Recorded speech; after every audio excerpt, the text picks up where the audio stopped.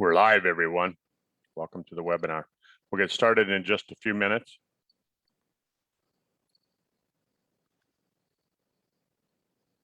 Today, we're going to be talking about men's health. It's a topic that doesn't get discussed very much. I think a lot of times, we talk about women's health, we talk about breast cancer, things like that. Rarely do we talk about men's health. So I ordered this book. It's from Harvard. And I'll be discussing a little bit about, excuse me, what I find in there. So welcome to the webinar. We'll get started in just a little bit.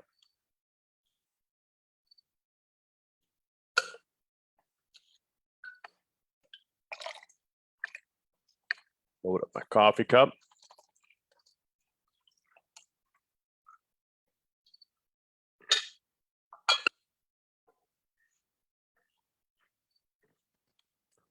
Andrea, I see you're there.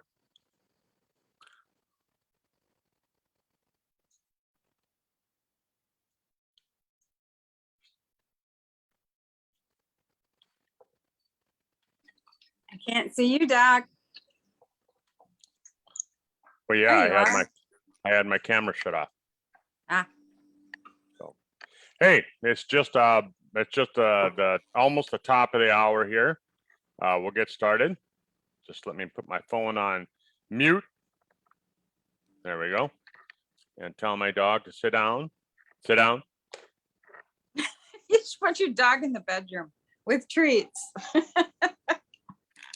He thinks it's playtime. Soon as the phone rings, or as soon as I, get on a video call, he's got to show up with a toy. He thinks those headphones are ears, dog ears. He's like, right. Oh, he's a dog. Time to play with the dog. That's right. All right. Time to play with the dog. Sit down, Bruiser. Sit down. Sit. Anyhow, good morning, everyone. My name is Dr. Kurt Fisnick. This is Andrea, and we're going to be doing a talk today on men's health. What do you think of that, Andrea? Health. We have not talked about men's health in 4 years, Doc.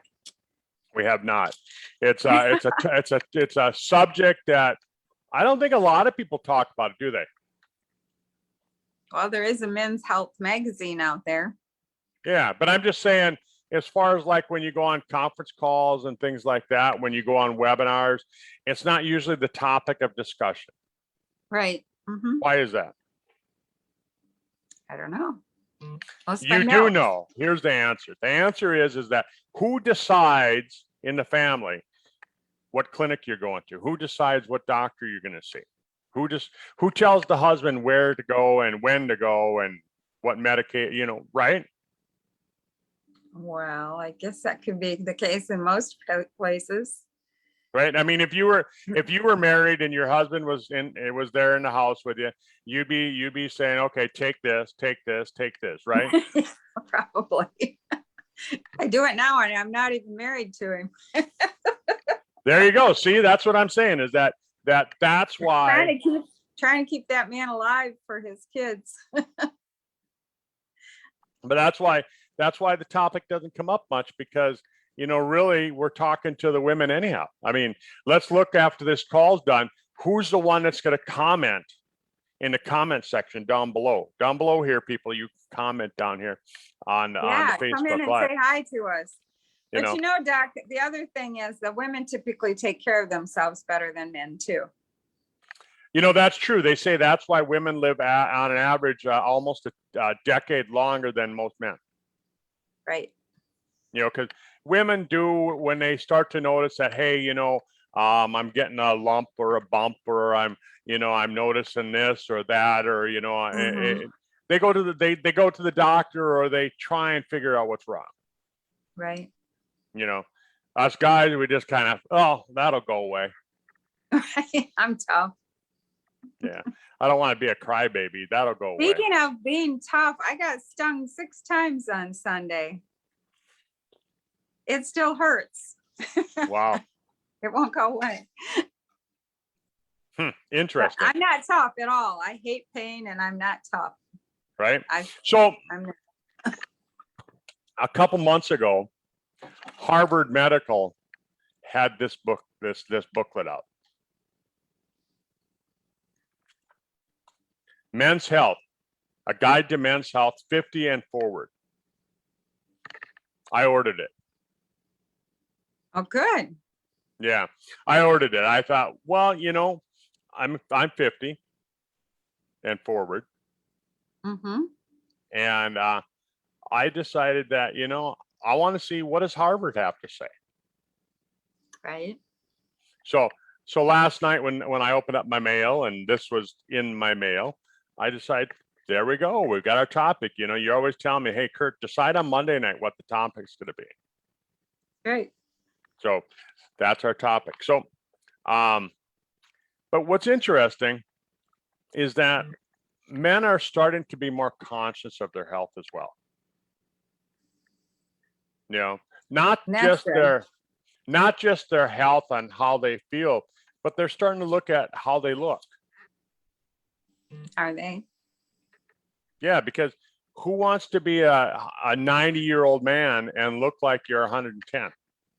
You know, the days of being the Marlboro man isn't, you know, that's not cool. You know, they want to look young. And so, you know, when I read this book, here's what it says.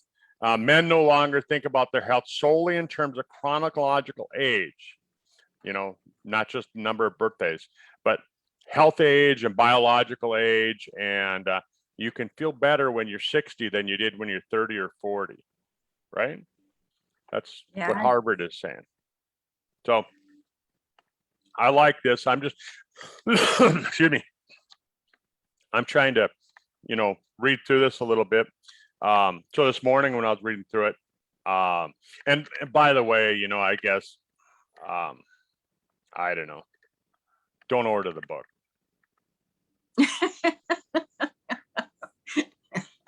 I could have told you that.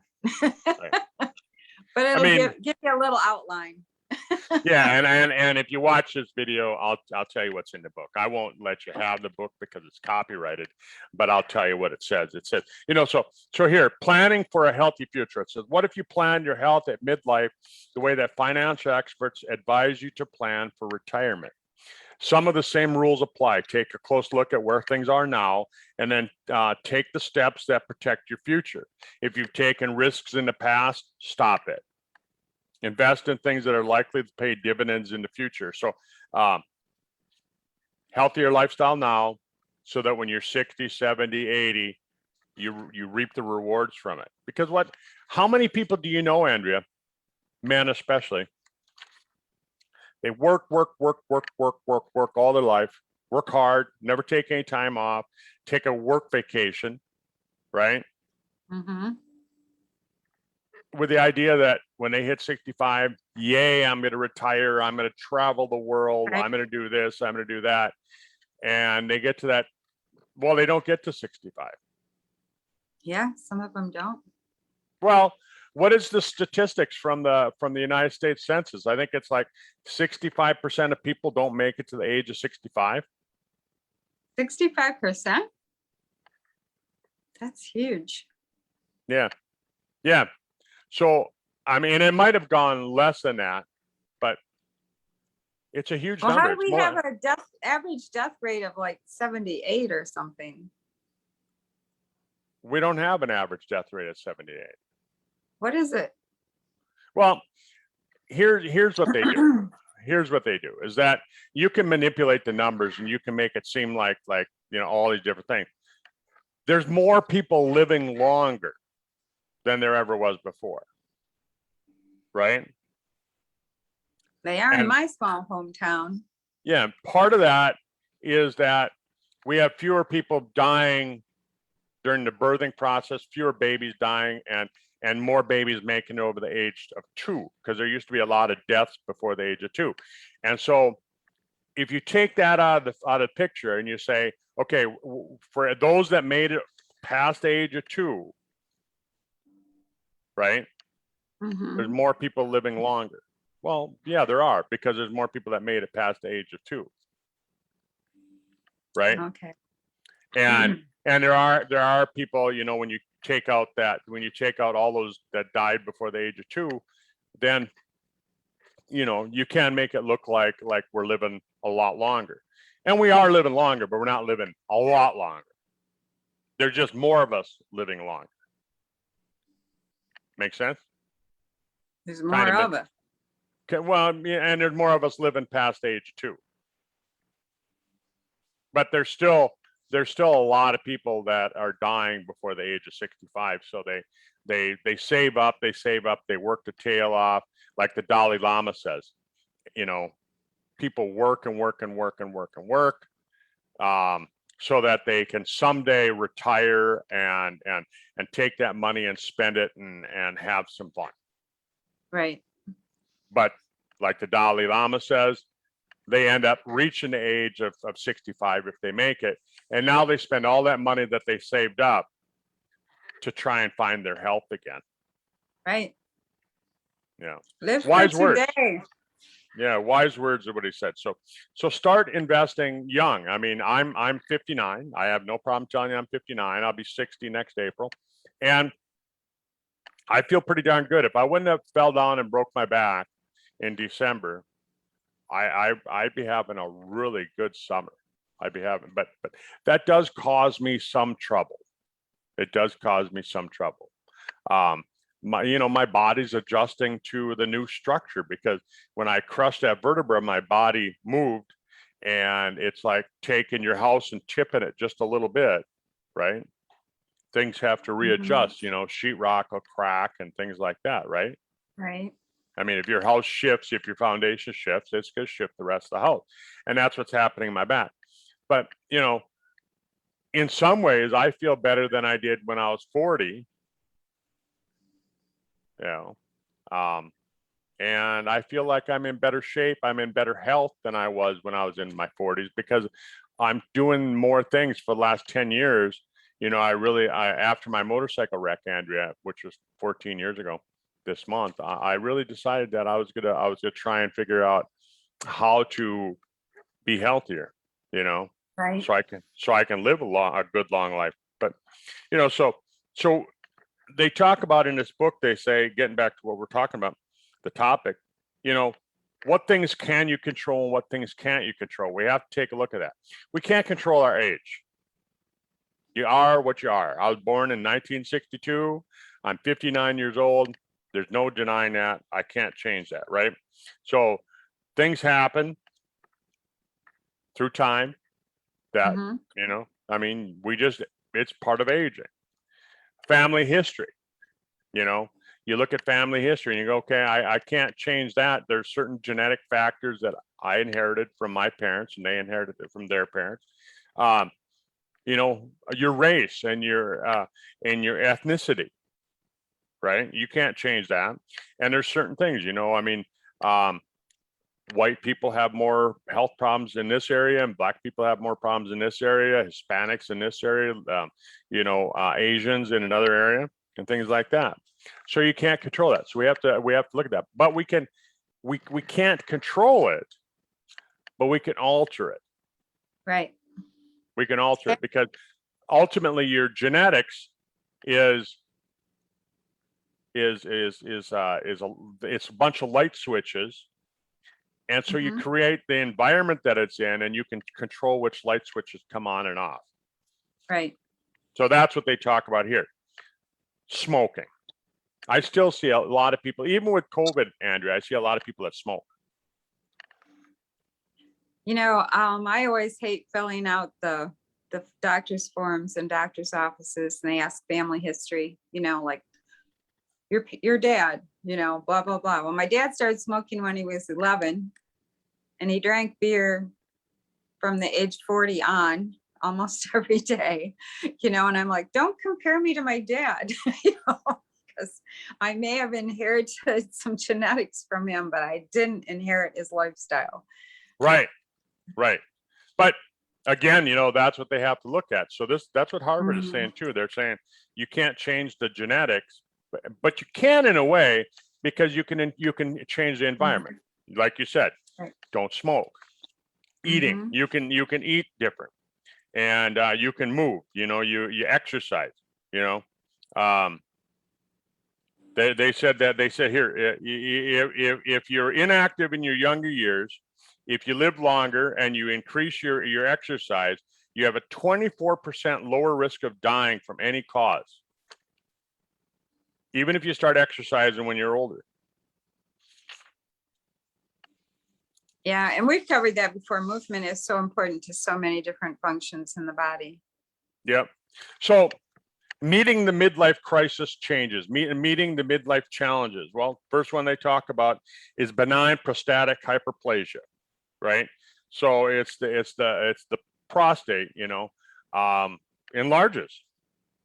It's not cancer. It can enlarge because of cancer, but benign prostatic hyperplasia, it grows larger, and it starts to cause problems with urination and things like that. So if you're experiencing things like this, then a lot of people they end up going on medications, or they have surgery for it.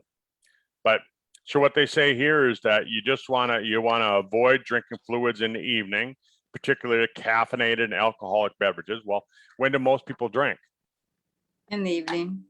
Yeah, I know some people that drink in the morning, but most of them drink in the evening. And it's saying here that if you have benign prostatic hyperplasia, that you should try and avoid drinking fluids in the evening, especially caffeinated and alcoholic beverages, right? So it goes through that. Okay. Then it goes through, here's another male problem. Low testosterone, low T, you see it advertised on TV. And of course they want to sell you a medication, right? Right. But the potential risk of the testosterone supplement with the drug, it causes prostate cancer, it causes heart problems, it can cause other things, right? So maybe if you take and you balance out your hormones when you're younger, right? And using, one of the things that we talk a lot about is using non-toxic products, because a lot of products out there, the main toxin is what?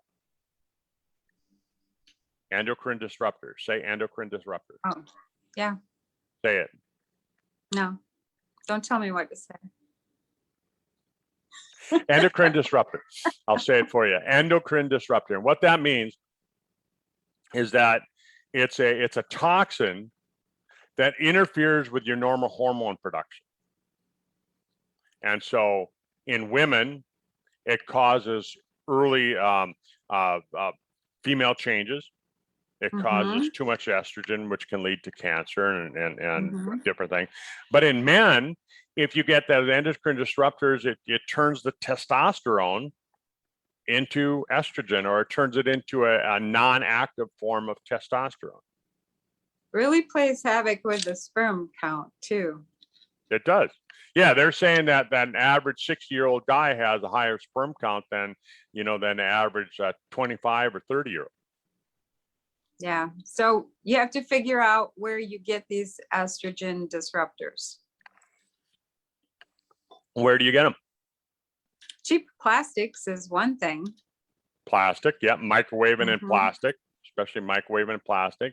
Storing your food in plastic containers, because that estrogen leaches out of the plastic, that BPA, bisphenol A, right?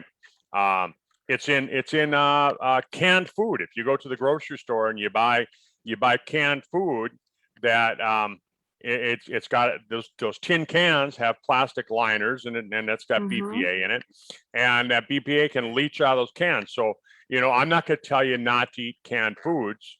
In fact, if you come here at my house, I'm stocking up a little bit for the winter, because I think we're going to have a rough winter this year, and so I'm stocking up a little bit. So I know I have those liners in some of those cans, but I try and buy a lot of frozen foods, so it's not in there. But it leaches from those cans, so you want to use that. You want to rotate that. You don't want to have a can that sits there for 2 years. Right. And but there's other things that you can do too. You can take things that are going to get rid of those bad estrogens, right? Right. And and we've talked about that. We've talked about those different things. Erectile dysfunction, right? I remember when they first started having remember who was the politician? Bob Dole. I don't remember. Oh, and then there was a TV commercial with that race car driver guy, and he would, Promoting the little blue pill. The little blue pill or whatever. Yeah. Mhm. And that, but I mean, so what are those? Well, those are nitrate oxide producing pills, right? They got the Mhm. Nobel Prize for that. And we can actually use L-Arginine and red beet juice extracts to actually boost that as well. It works. I mean, that's how they came up with it, is they Right. watched the effect of the red beet juice and the L-Arginine. And L-Arginine, we know it in the product that we have. It's called For Restore. Mhm. But what L-Arginine it does is they find that it helps to work with your body. It supports the body. We can't say it cures disease or anything like that, but it helps to make it so that the blood vessels are more soft, so that they aren't hardened, so that it helps to keep your body so the blood pressure is more normal. That's how Right. we have to say it. I have to be careful how I say that. Losing vision, because as you age, your lens of your eyes starts to stiffen and lose the ability to change shape. So all of a sudden you start to have problems with your vision, and so it's difficult to read, and it can trigger headaches and fatigue. But it also can cause problems with the eye-hand coordination. Oh, Yeah. So you and I talked about that. Isn't August like the Better Vision Month? yeah, Didn't we talked about last 3 weeks ago, I think, 2 or 3 Yeah. weeks ago. Yeah, we did a talk on that. So, there's different nutritional products that you can do for vision. Mhm. And they say here, the most common, least expensive way to address this vision problem is with contact lenses. I think the best way of doing it is to start looking at the nutrition for the eyes, the lutein and things like that. You're getting the right omegas. They talk about cataracts, and cataracts common with age. Risk factors come from being obese and diabetes. Well, if you Smoking. look it up, it comes from oxidative stress on the body. So Yeah, smoking and diabetes, it causes oxidative stress. Then they talk about hearing problems. I mean, isn't it amazing how many men have loss of hearing? I went to the bank this morning, and the gal, I go to the drive-through. I don't go inside. But anyhow, she said something over the speaker, and I'm like, "What?" And she said it again, and I'm like, I can't hear. So I had to lean my head out the window. And then you could tell she was yelling, and I started laughing. I'm like this. I'm pointing at my ear. I said, it may not have been you. It may have been their microphone system. right? Yeah. Then she turned it on. No, but no. And I said, so I said, yeah. I said I have a little bit of problems, And part of it is because what do men do? Is a lot of us we hunting, and we're shooting guns, right? We're driving tractors and diesel trucks, and we're listening to our loud rock music, Yeah, right? So most of the older guys that I know, my age and older, we have hearing problems, and I don't know. Is there really anything you can do for it as far as natural? I don't know. I think we're all going to have hearing aids. If you have anything that supports your nerves, it might help, because it's your omegas, yeah, and your B vitamins and things like that. But I guess as far as prevention goes, Andrea, putting those old earplugs in, those foam ones. Use your brain. Yeah, put those foam things in, like I my buddy Willard, he comes out and he brings his grandson sometimes, and his grandson, he's like always laughing at Willard and I because we can't hear him. And I tell him, I said, well, it's because you're so young, you have a high pitched voice like a girl, and I can't hear you. That's edifying. Way to go. He doesn't like that, but so he puts these earplugs in all the time because he says, I don't want to get like you guys. Yeah, smart kid. Yeah, 12. I had ear damage in my right ear when I was 14. I went to a very, very loud rock concert, and my girlfriend came up. She thought because she couldn't hear anything that I couldn't hear anything if she was 1 inch away from my ear, and she came up and yelled in my ear. My ear hurt for days, and I've always had issues with that ear ever since. And I went on the date with a really sweet guy once. We went to see Grand Funk Railroad about 10 years ago, and we get there and he pulls out some earplugs, hands them to me, and goes, I know they get a little loud, so I brought these for you. I said, smart guy, right? Yeah, he was smart. So here's another one. As you enter middle age, you're likely to have back pain, wear and tear on your back. I was just going to bring up back pain because men are so stupid about their backs. Right? That's a stupidity issue. Even after being like single for 20 years, I've learned how to leverage things and move things with casters and doing all the things I need to do, because I have no help doing it.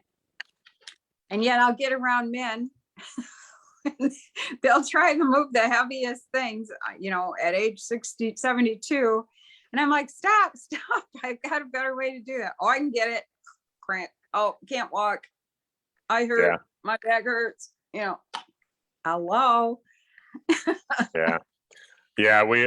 I went and picked up a transmission from a guy this morning for my hot rod, and we were going to carry it out of his garage. He said, no. He says, we're getting old. He said, we should use a cart. So he loaded it on a little cart that he had, and he carried it and he pulled it outside to the pickup. And then it's like, well, we're going to have to lift it anyhow. So the two of us lifted the transmission up. Arthritis seems to cause problems, knees and things like that. And so they say, heat and cold and losing weight, curcumin. I found that curcumin, turmeric, really helps out. Mm-hmm. There's a lot of natural products. We've got a product called Renovator, and it's got these. You remember the what was the drug that came out? Vioxx. Remember that one? I don't pay any attention to drugs usually. Okay, so Vioxx was a medication that they came out with, and it was it was a COX-2 inhibitor, COX-2. The number 2 inhibitor. And what that is it blocks certain forms of inflammation and it blocks pain. Okay. But the side effect of that drug was it caused heart disease. Wonderful. Let's keep it on the market. Yeah. So and it was surprising, even after they proved that it caused heart disease, after they proved it, they did keep it on the market, Andrea. I was surprised. I guess they had to get rid of a warehouse. They had to get rid of a warehouse full of it. But anyhow, Celebrex was another one. And they all come up with these really cool names so you don't know how bad they are. Oh, let's go celebrate. It's Celebrex, And the commercials, I remember the commercials, they'd have these old people running around with their young kids and like, oh, my back pain is gone. I feel so good. I'm so happy. Right? Well, they found that extracts from certain plants are also COX-2 inhibitors. And so, again, we can't make any medical claims, but our Renovator product has those ingredients in it. Renovator. Okay. So I take that every day. They find that osteoporosis, and you and I did a talk about this last spring, wasn't it? Oh, osteoporosis, osteomalacia, osteopenia. Didn't we talk about those? Didn't we spend a couple weeks talking about it? Sure. Yeah. But, so a lot of people, they when they think of osteoporosis, they think automatically, oh, I'm taking calcium. Yeah. Well, now the most recent studies show that it's not really the amount of calcium that's so important. That It's you the can't other thing. assimilate it. Yeah, it's the other thing. So it's the magnesium. We have a huge magnesium deficiency pandemic in our country, speaking of pandemics, and we have a huge magnesium deficiency pandemic in our country, or epidemic, what do you want to call it? But, so, what's the first thing when you go to the hospital and they admit you? One of the first things that they shove in your body is magnesium. That bag, that's got a bunch of magnesium in it,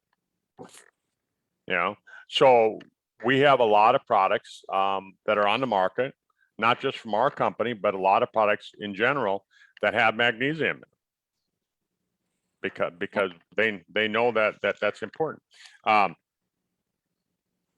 Vitamin D. I was just talking to a guy yesterday, because we had a friend that died from COVID last week, and I was talking to this friend of mine. And I said, hey, one of the things that you need to do is, vitamin D. And he said, oh, I'm outside a lot. He said, I get a lot of sunshine. I said, yeah, but you have really light skin. I said, you're, you look at the tone of your skin compared to mine, you're darker than me, right? And at least on camera here, it looks that way. But when you look at him, his skin looks about the color of your background there, your wall. Wow, that's really ivory. Yeah. And he says, I'm outside all the time. And I said, well, yeah, I said, that might be, but how much are you absorbing the vitamin D? And it's interesting. The darker you are, the less vitamin D you actually absorb. Right. And it was like in the winter, I started taking 10,000 international units of vitamin D a day. And I thought, oh, I'm doing a good thing, Well, then I went and got muscle tested and discovered I wasn't assimilating any of it. So bought another one. I wasn't assimilating any of that. So then I'm going, well, what's going on here? And that's when you and I had a discussion about magnesium. And you were saying, without magnesium, you really can't assimilate vitamin D. Yep. So and vitamin K is the other one. And vitamin K. And I was guessing I was low on both of them. And that's why I wasn't even assimilating 10,000 units a day. But a lot of people, they go to their doctor and their doctor automatically said, oh, no, don't take vitamin K. Vitamin K causes, it's the anti-clotting factor is what they call it. And so there's a lot of old studies that show that vitamin K increases, the blood to be thinner, right? Which, and why do they give it to babies so they don't bleed? Well, they just give them a little bit, but so the vitamin K is an anticoagulation, and so they said, like I remember telling my mom, oh, don't take that, take this blood thinner instead, which is right. Crazy. Take this blood thinner, it'll eat your muscles away. Take this instead. But so the Japanese came out with that study that we published, that we talked about earlier this year, where they actually showed that if you take the vitamin K, it reaches a certain level, and then it doesn't trigger that blood thinning effect anymore.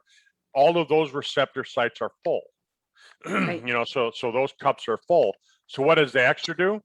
Well, the extra goes into the bone and it makes the bone stronger. So they found that after you fill the cup, now it's used for other things. It doesn't cause a trigger of overstimulation of those blood thinning cups. What it does is it starts working on something else. So vitamin K. So the Japanese did a great study. And so when I broke my back this winter, it was right after I broke my back that I read that study, and it was like, oh, I need more of that vitamin K. But, so then the next thing that they talk about in this book, again, folks, for those of you that are just joining us, we're talking about men's health, and it's a book that I ordered from Harvard called Men's Health. Don't order it, but it's got some good memory jogger things if you need some memory jogger. Next thing it talks about here, memory impairment. They say as a guy gets to be older, they start to have loss of memory. And and Andrea, I remember 10 years ago, right before I turned 50, or maybe it was right after I turned 50. I can't remember. But my but my end of the day, I'd get home from whatever I did, and I'd be pulling all these Post-it notes. I'd be writing notes Right. to myself on everything. You know, I'd be somewhere talking to you, and you'd say, hey, you know, can you check this out for me? I go, yeah, I'll do that. Let me write a note, and I'd write myself a note. And I'd get home and I'd have all like 20 Post-it notes every day on different things that I'd do. And so when we started 4 years ago, when we came out with the age pill, that was one of the first things that I saw that went away, is that all of a sudden I didn't need to have a pocket full of Post-it notes anymore. My memory improved. And they found that you know, the studies on nicotinamide riboside, nicotinamide mononucleotide, helped to improve memory because of the NAD production. You know what? I was praising God for that age pill today. I was trying to connect with a lot of people that are friends of mine on social media and asking for their addresses so we could stay connected in another way. And they were sending me their addresses, and I was like writing them real quickly and going into my phone contacts to add them. And I'd remember their house numbers, 4-digit house number. I could not do that 4.5 years ago. Wow. I seriously could not do numbers at all. Horrible. Couldn't remember them. Yeah. It had, and then, you know, I took the age pill and got my brain back. Is what I say. I got my brain back. And folks, you know, so Andrea and I represent a company by the name of SISEL. You can see it here on my shirt, SISEL. And we talk about the products, and, you know, we're not making medical claims or anything like that. We're not saying it's going to cure diseases or anything like that. All we're saying is that the studies on the individual ingredients, not on our products, on the individual ingredients, help with you know, different anomalies in the body by supporting the different systems. Depression is another one that commonly hits men. You know, I think, you know, more so than ever it affects men, because, you know, they're you know, they're so used to being strong and masculine and all this, and all of a sudden they get to be 60, 70 years old, and it's like, right? And the more that you get, the more you're going to get, because all of a sudden you start not doing the things, and you start staying home, and you start not going outside, and you start not getting together with your friends, and all of a sudden your some of your buddies start to pass away, and you know, it increases the factor, you know. And called curmudgeon. Curmudgeon. It's called curmudgeon. Repeat that, curmudgeon. You know, I'm not gonna, you can't tell me what to do either. At about age 45, men start getting curmudgeon. Nah, I don't want to. Nah, I don't want to. Right? Well, it happens. You know, but that's what it's called, curmudgeon. Curmudgeon disease. Interesting. Yeah. I learned something new today. There you go. How about that? But you know, I think the biggest thing about depression is that the worst thing about depression is that you know, it's one of the only diseases that can get so bad that it triggers you to commit suicide. And Yeah. suicide is real. I mean, you know, they say, I'm just reading this here. They say for every suicide death, there was 25 attempts. Only 1 out of 25 actually gets it done. And so if you feel depressed, you know, contact somebody, find somebody that you can, you know, that you can talk to, that you can, you know, like if I called Andrea I mean, I could call you at 3 o'clock in the morning, she might not answer her phone, but you know, if she does, she's going to talk to me. You know, find somebody like that. And then there's nutritional products you could take, you know, like in our age pill, we have 5-hydroxytryptophan, which helps to boost the serotonin levels.